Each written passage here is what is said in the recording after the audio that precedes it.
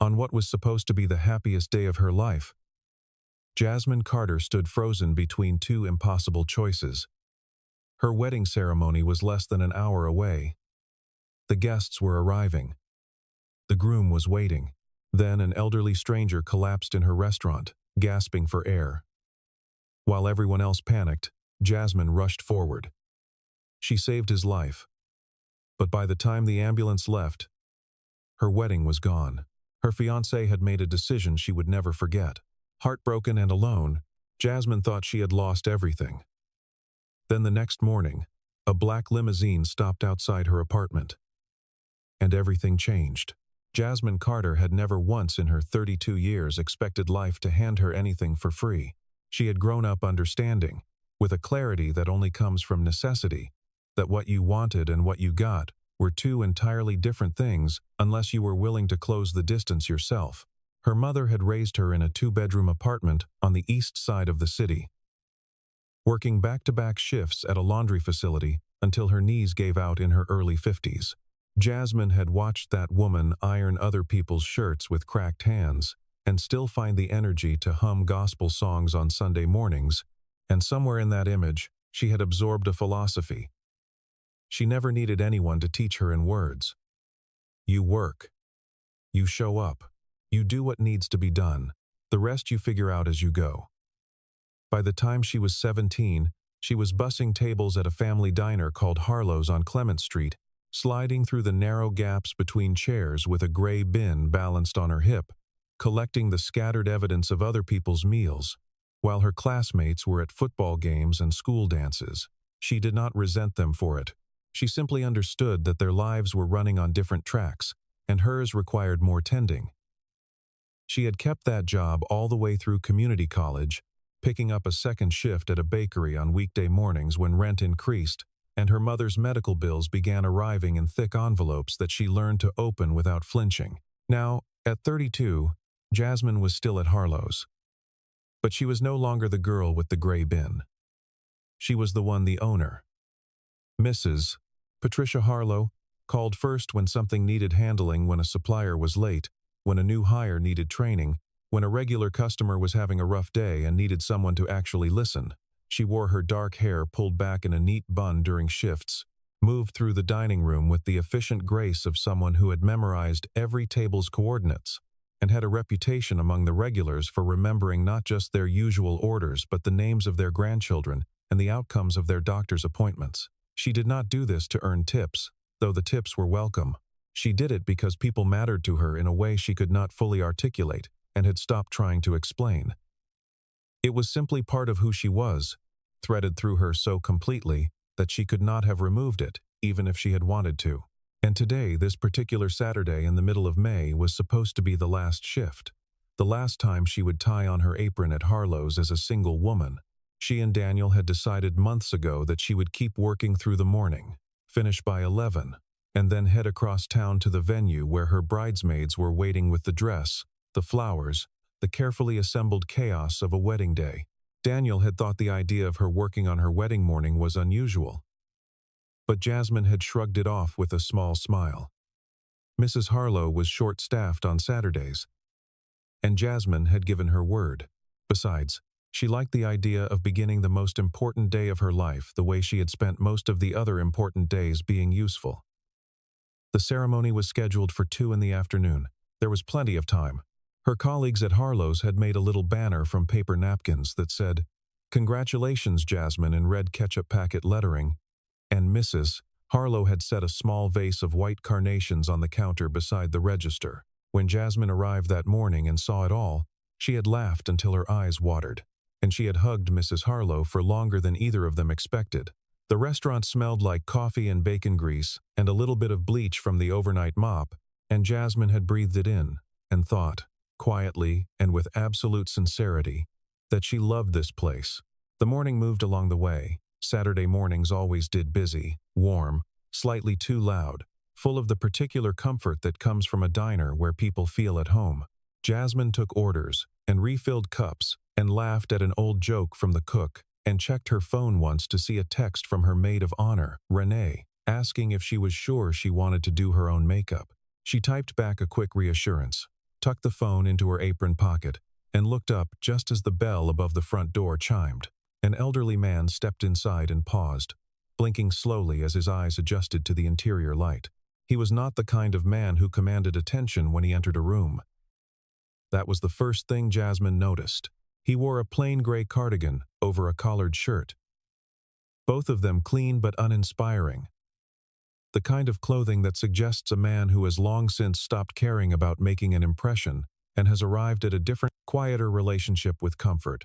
His hair was white and thinning, combed back from his forehead in a way that looked like a habit rather than a vanity. He moved with the slight deliberateness of someone whose joints required a word with him before each step. And he carried a folded newspaper under one arm that he did not appear to have read yet. He looked, in short, exactly like a retired schoolteacher, or perhaps a former accountant, a man who had lived a full life and arrived now at its quieter chapters. Jasmine led him to a corner table by the window, the one the regulars called the thinking seat because of the way the light came through in the mornings. She handed him a menu and gave him the kind of unhurried smile that she reserved for customers who seemed like they might need a moment. He ordered black coffee and oatmeal with honey, and when she brought both, he thanked her with a sincerity that caught her off guard. Not effusive, not performative, just genuine. He asked her name. She told him. He nodded slowly as if filing it somewhere careful. Then he looked up from his coffee cup and asked her, in the same calm conversational tone a person might use to ask about the weather, whether she was happy. Jasmine paused. In her years of waiting tables, she had fielded all manner of unusual questions from customers, opinions on politics, requests for life advice, confessions of loneliness that arrived sideways in the middle of ordering dessert. But this one landed differently. She studied his face for a moment, looking for the angle, and found none. He was simply asking. She told him she thought she was. He asked what that meant to her. Being happy. She set down the small pitcher of cream she had been holding and thought about it seriously, the way the question seemed to deserve. She told him that for her, happiness had always had something to do with being in the right place at the right time to do something that mattered. He considered that. He asked what she thought mattered most in life. She answered without hesitation. Doing the right thing, even when it cost you something. The old man looked at her for a long moment after that, and something moved behind his eyes that she could not name. Then he thanked her and turned to his oatmeal.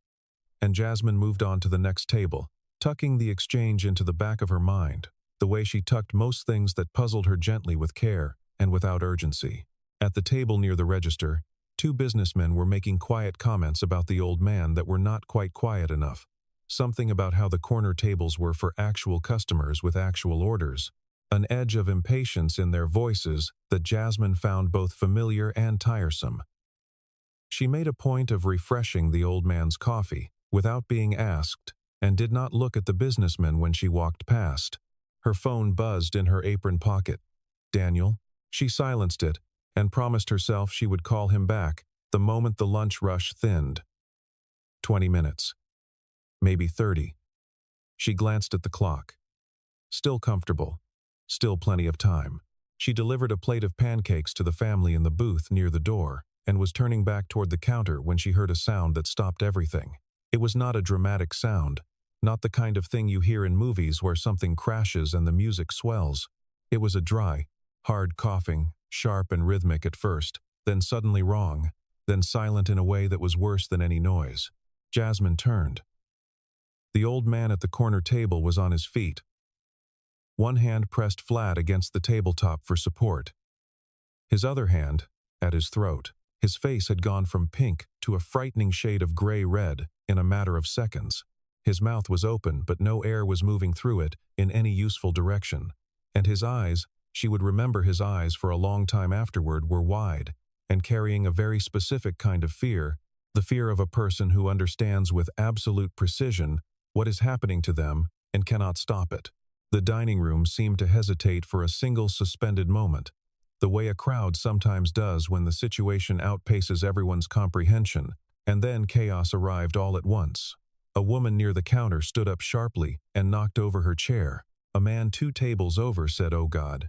In a voice stripped of everything but alarm, someone started reaching for a phone. Someone else was already frozen in place with a phone in their hand but not moving. Mrs. Harlow appeared from the kitchen doorway with a dish towel in her hand and went pale. Nobody moved toward him, not because they didn't care, because they didn't know. Jasmine was already moving. She had taken a first aid and CPR certification course 4 years earlier through a community health program her mother's doctor had recommended, not for herself.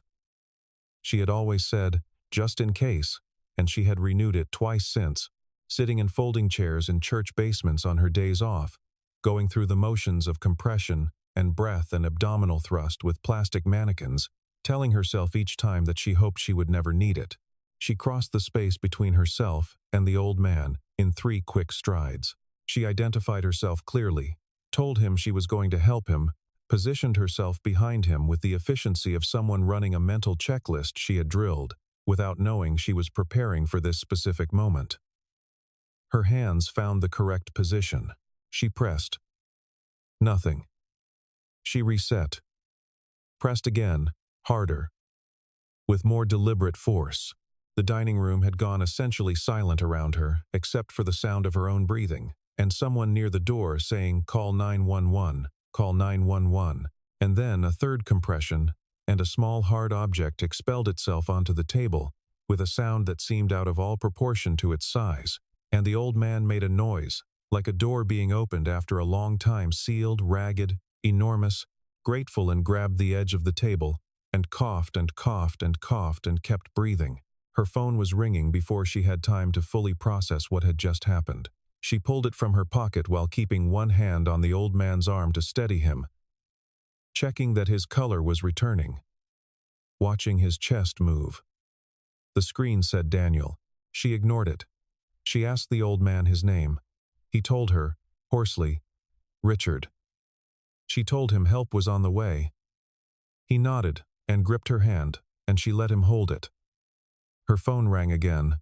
The church venue coordinator, a woman named Gloria, who had left 3 voicemails in the last hour. Jasmine silenced it.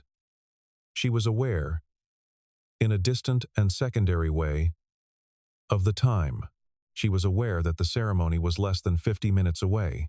She was aware that Daniel did not know what was happening, that Renee was probably already at the venue with the dress, that her careful mourning was unraveling in a way she had not planned for, and could not manage, and could not stop. She was also aware that the man sitting in front of her was breathing again because of what she had done in the last 3 minutes, and that nothing about the arithmetic of the situation was complicated, even if the cost of it was.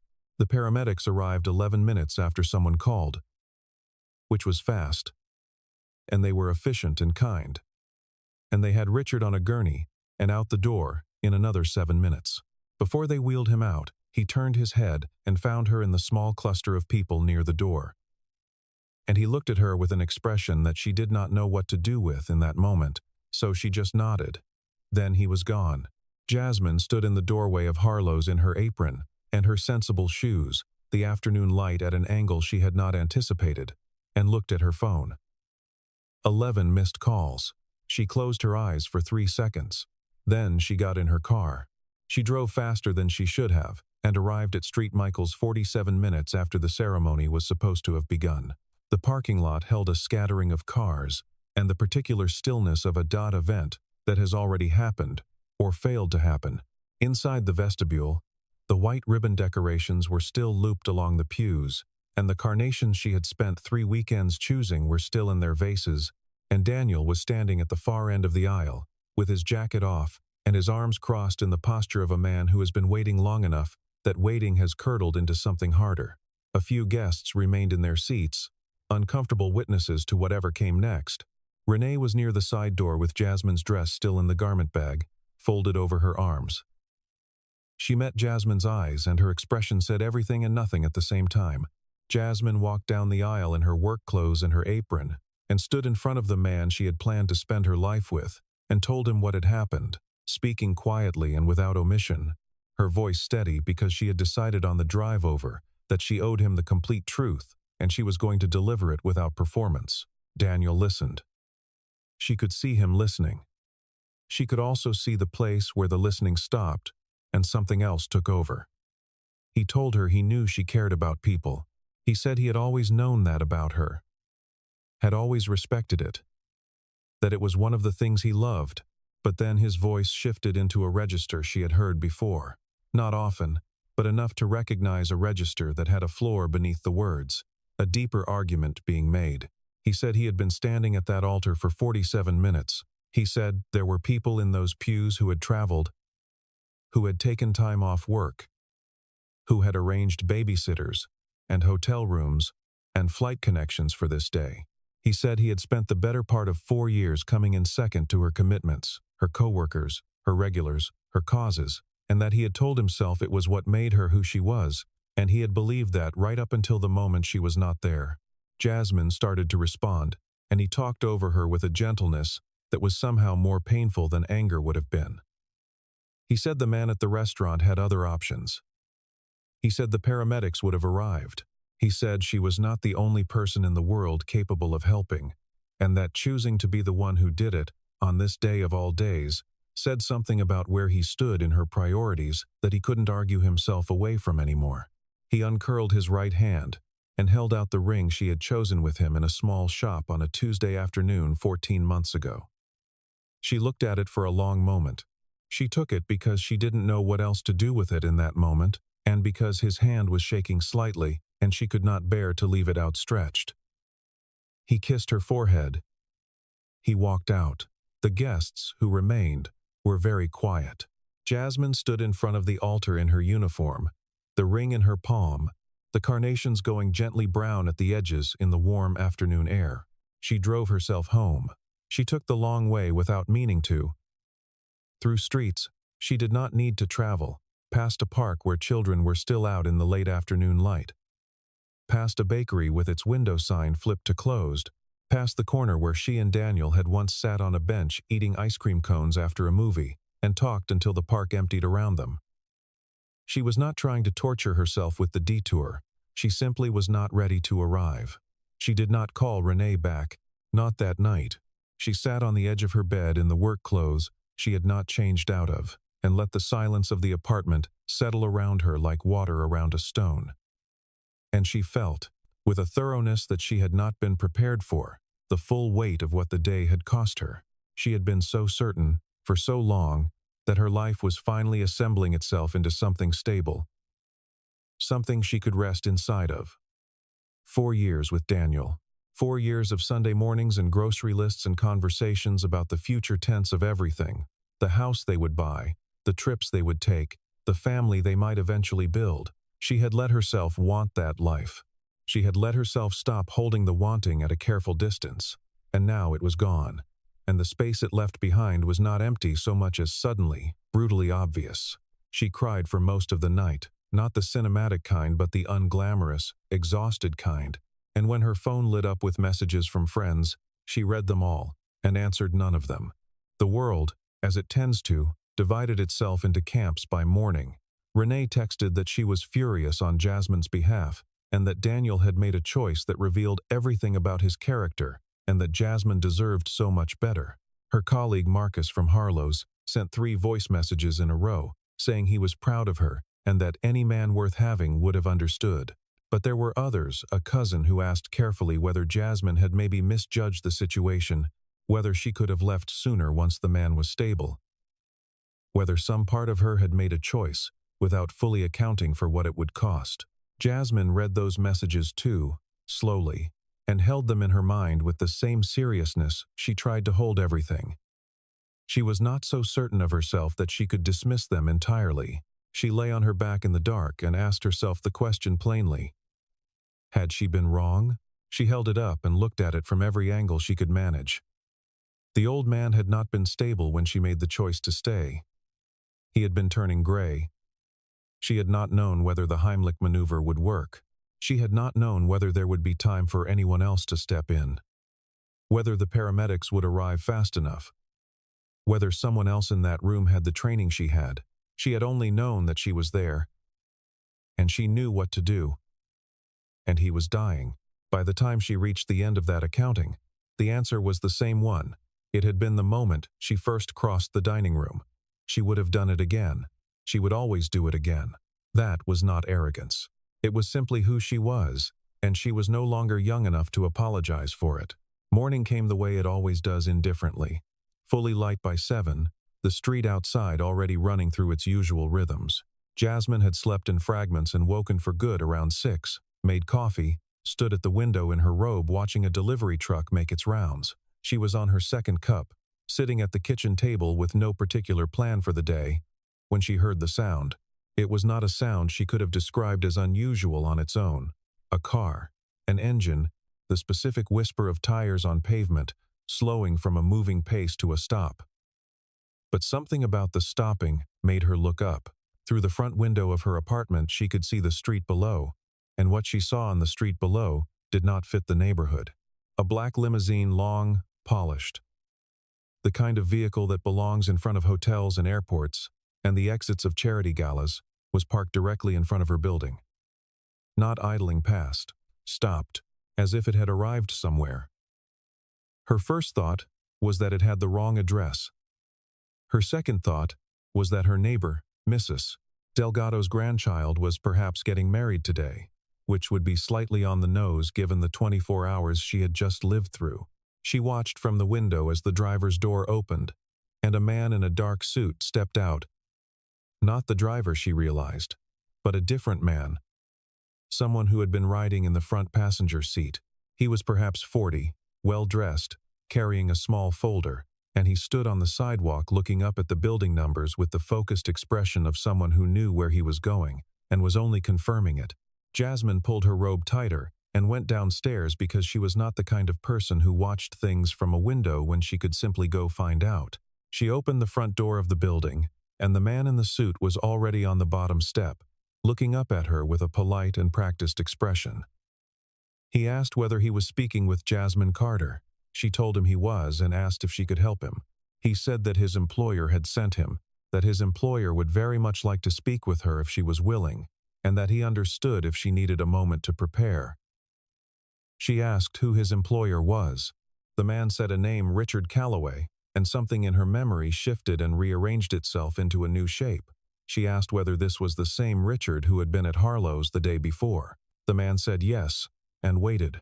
The drive took 25 minutes, and of her neighborhood, and through the kind of residential geography that Jasmine had always moved through, but never stopped in streets where the houses were set back from the road behind stone walls and old trees, where the lawns were maintained with a perfectionism that suggested professional attention, where the distances between properties implied a relationship with space that most people only encountered in movies. The car turned through a gate and down a gravel path lined with oaks, and what came into view at the end of the path was a house that required a moment of recalibration. It was not a mansion in the theatrical sense, it was not absurd or aggressive in its scale, but it was the kind of house that spoke, in every detail, of generations of considered living, of rooms that had held important conversations, of a life assembled with patience and purpose. Jasmine sat in the back seat and looked at it and reminded herself to breathe. She was met at the door by a woman who introduced herself as Margaret, the household manager, and led through a hallway that smelled of beeswax and old books into a sitting room where the morning light came through tall windows and lay across the floors in long, warm rectangles. Richard was already there, sitting in an armchair that appeared to have been built specifically for the proportion of his frame, wearing a different cardigan than the day before but of the same unpretentious philosophy. He looked better than he had at Harlow's, which was not a high bar given the circumstances, but also genuinely better color returned, eyes clear, some of the authority of a man who was accustomed to occupying a room returning to his posture. He looked at her when she entered, and said good morning, and gestured to the chair across from him, and she sat, and for a moment neither of them spoke, and the silence between them had the quality of a conversation that both of them were still deciding how to begin.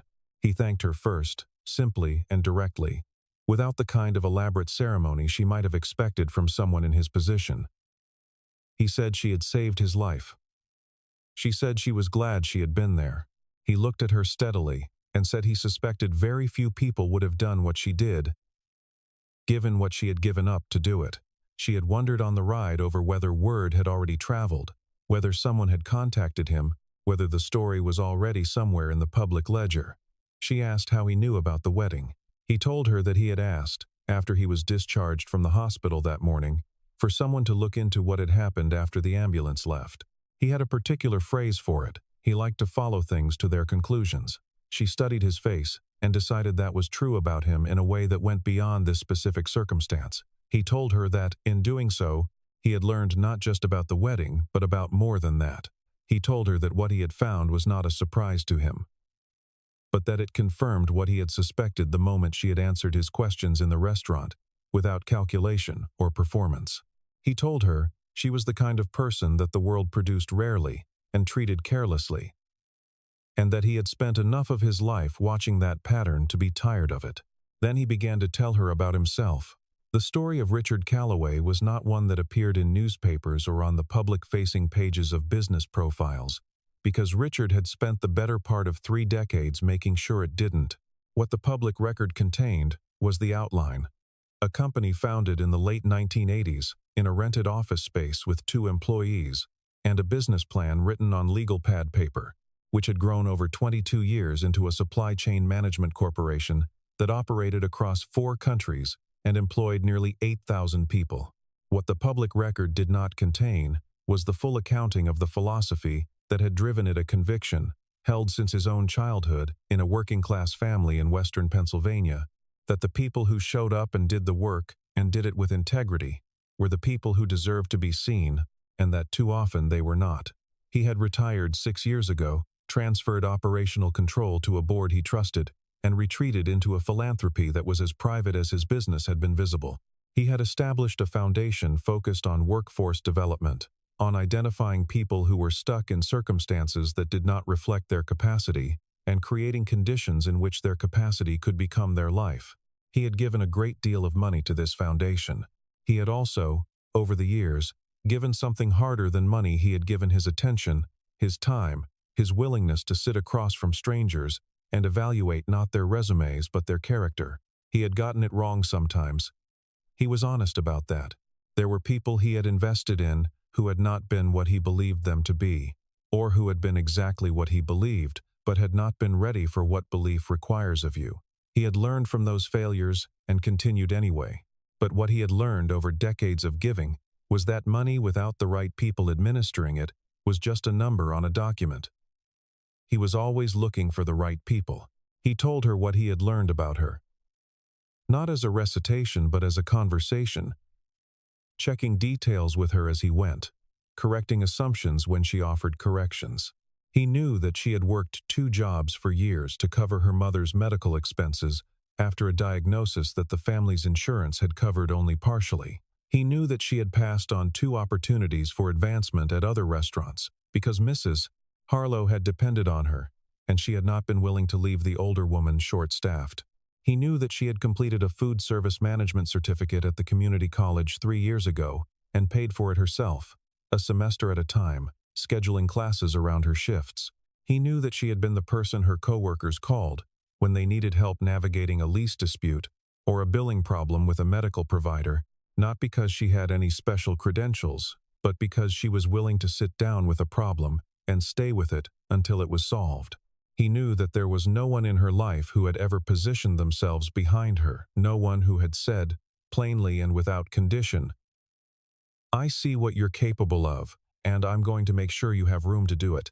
He let the weight of that last observation rest in the air between them without underlining it. Then he made her an offer. He would retire the personal debt she was carrying, not a loan, not a gift in any sentimental sense, but a recognition that a system had worked against her in specific ways that he was in a position to correct. He would fund her enrollment in a full hospitality management program at a university that had accepted her application 3 years ago, an acceptance she had deferred twice because the timing had never been right and the money had never been available. He would bring her into his foundation's operational work in a structured capacity that would allow her to apply her instincts for people and her practical experience in a setting that needed exactly what she had. And when she was ready, when the training was complete and the confidence was confirmed, there was a small regional restaurant group that his foundation had been developing as a model for ethical employment practice, and it needed someone to run it. He believed she was that someone. He said all of this in the same calm, unhurried tone he had used to ask for black coffee and oatmeal at a corner table in a diner the morning before. And when he finished, he waited. He did not add qualifications or deadlines. He simply waited. Jasmine had not moved from her chair through most of this. She had listened with the same quality of attention she gave everything complete, analytical, trying to find what was real inside the words. She asked him directly whether this was charity. She did not ask it with anger, but she asked it with precision, because the answer mattered. He said no. He said charity was what you gave when you felt sorry for someone. This was something else.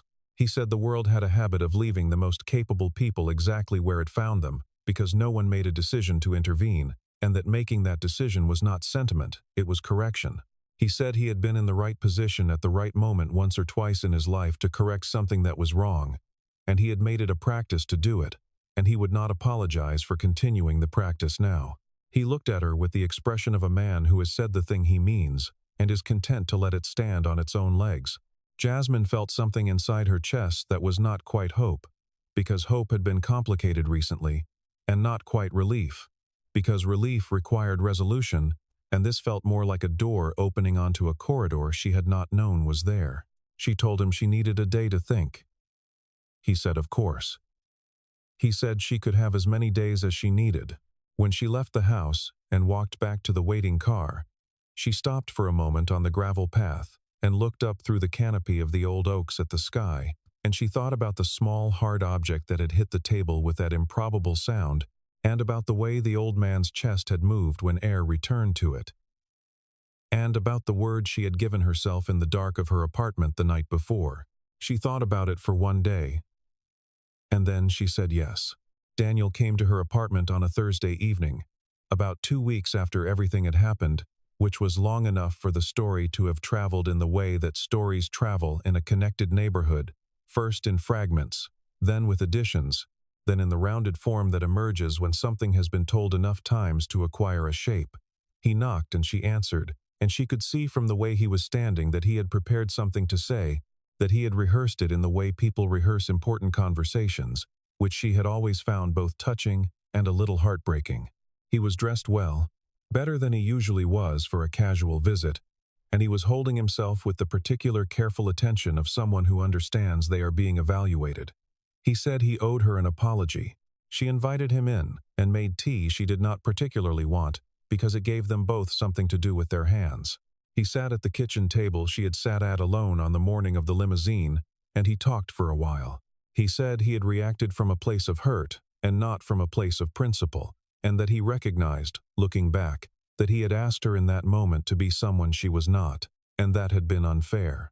He said he had had time to think about what she had done, and that he understood now, in a way he hadn't in the moment, what it had meant. He said he missed her. He said he thought they could find their way back if she was willing. She listened to all of it.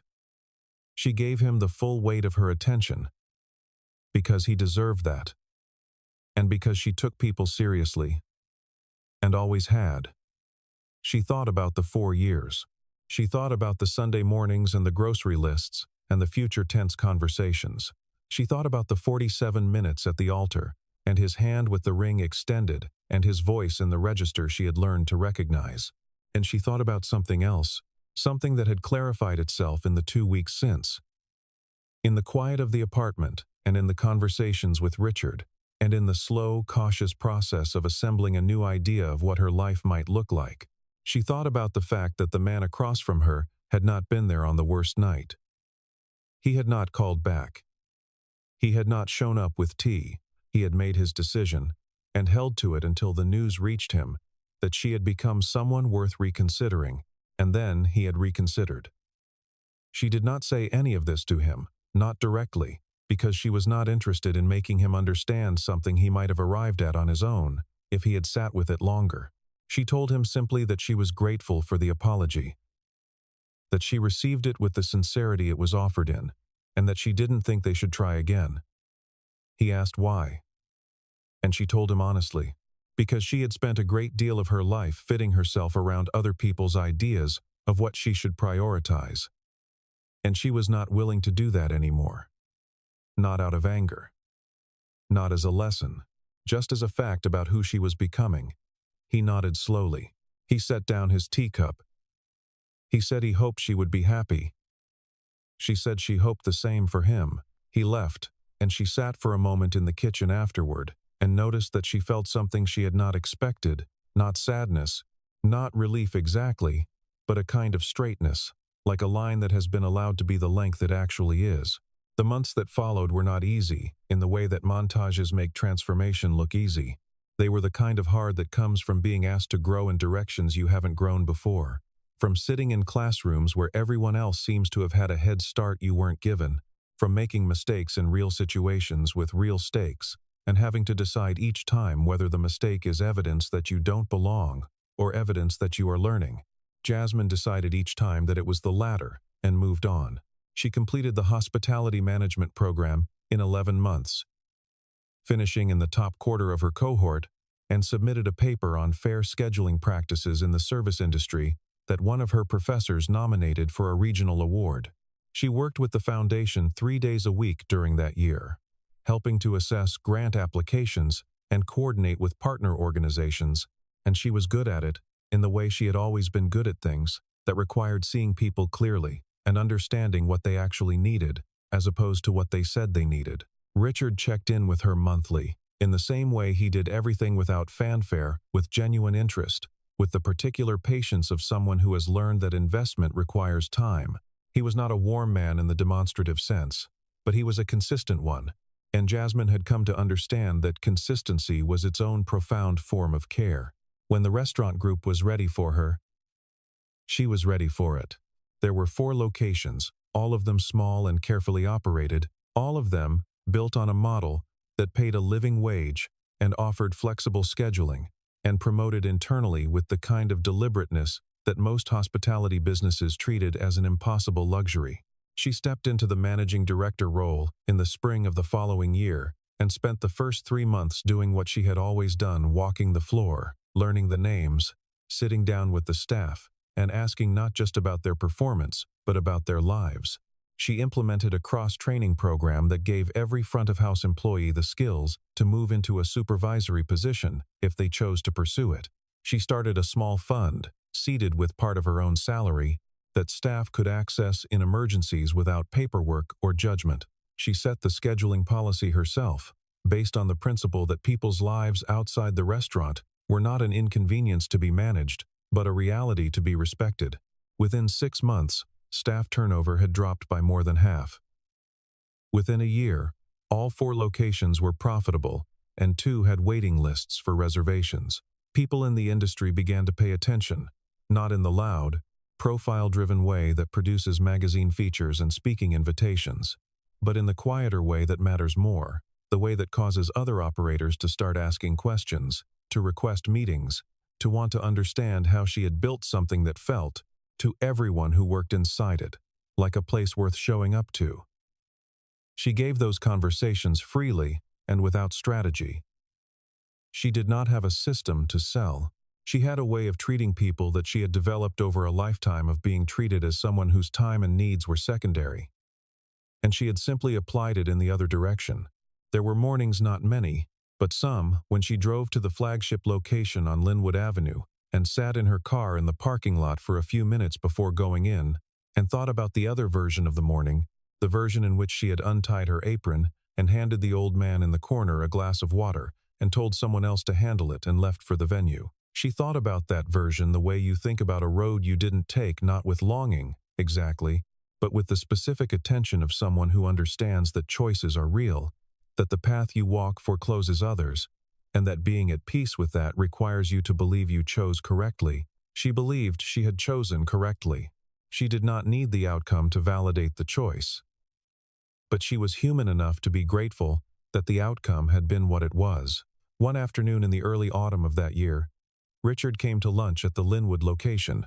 He sat at a table near the window, a corner table, she noticed, with light that came through at an angle she recognized, and she sat across from him, and they talked for 2 hours about the foundation's next phase of work, about a partnership with a culinary school she was developing, about a proposal she had written for expanding the living wage model to a 5th location in the spring. At the end of the lunch, he asked her the question. He said, was she glad? Not about any of the specific things, the work, the program, the restaurants. He meant the whole arc of it. From the diner to the decision, from the wedding day to where she was sitting now. He asked it with the same directness he had used to ask about her oatmeal order, as if the answer were simply a fact to be established. She smiled at him.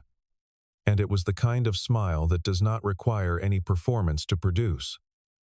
She told him she had lost a wedding, but she had kept herself. He nodded as if she had confirmed something he had already concluded. They finished their coffee, and she walked him to the door, and then she went back inside to her restaurant. The dinner rush was beginning. A young server named Carla was moving through her section with the alert efficiency of someone still learning to make the job look effortless. An older couple near the window were studying the menu with the pleasure of people who had been looking forward to this. A man eating alone at the bar had the careful, contained air of someone who was having a hard time, but had not yet decided to ask anyone for help. Jasmine moved through the room, the way she always moved through rooms, noticing, attending, keeping the whole in her peripheral vision, while giving each specific thing the focus it required. And then she was crossing toward the window tables when she saw it. An older gentleman, 2 tables from the window, attempting to stand with a tray of dishes he had clearly offered to bus himself, perhaps in an effort to be helpful to the staff, and the tray was tipping, and his balance was not what it needed to be, and in another second the whole thing was going to go sideways. Jasmine was already moving before the thought fully formed. She reached him in 3 steps and steadied the tray from beneath with both hands. And he exhaled with a short laugh of relief and embarrassment, and she smiled at him and told him it was perfectly all right and that she had it. And the dishes were fine, and nothing was broken. And the evening continued in the warm, well-lit room exactly as it had been. She set the tray on the busing station and took a breath and looked out at the room. Carla was taking an order. The couple by the window had decided on the salmon. The man at the bar had just accepted a cup of coffee that the bartender had slid toward him without being asked. The room was ordinary, in the way that rooms filled with people being cared for are ordinary, unremarkable from the outside, quietly essential to everyone inside it. Jasmine turned back and walked toward the kitchen. There was still a great deal to do, and she was exactly where she needed to be. She had lost a wedding. She had lost a future she had mapped out carefully and held close. She had stood in a church in her work clothes with a ring in her palm and understood, in the specific wordless language of a moment that requires no interpretation, that she was starting over. But starting over had turned out to mean something different from what she had feared in the dark of that first night. It had not meant starting from nothing. It had meant starting from herself, from the person she had always been, the one who crossed the room when no one else moved, the one who stayed when staying cost something. That person, it turned out, was not a liability. She was the whole point. And in every room she walked into, every dining room, every meeting, every early morning when the light was still finding its angle and the day had not yet declared itself, she carried that understanding forward with the same quiet certainty she had carried everything else. Not because it made the hard things easy, because it made them worth doing.